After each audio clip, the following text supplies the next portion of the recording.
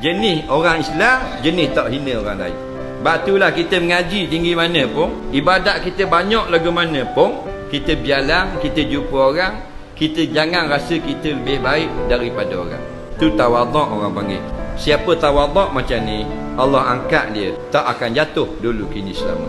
Jalan-jalan tengok orang lelaki pakai ratamah tekok, seluar pendek pula, kita pakai jubah, pakai serban. Adakah yang dibuat itu haram? Memang haram, mendedahkan aurat, pakai ratamah. Maka kita kata yang haram itu tidak salah. Itu syariat. Dari segi tarekat, dari segi hakikat, kita jangan rasa kita lebih baik daripada dia. Hak tadi kita tegur itu syariat, satu kewajipan. Haram, tapi jangan bila kita berlalu pergi, aku lebih baik daripada dia. Mungkin dia lebih baik daripada aku di sisi Allah. Faham lagi? Bawa hak tu sampai mati.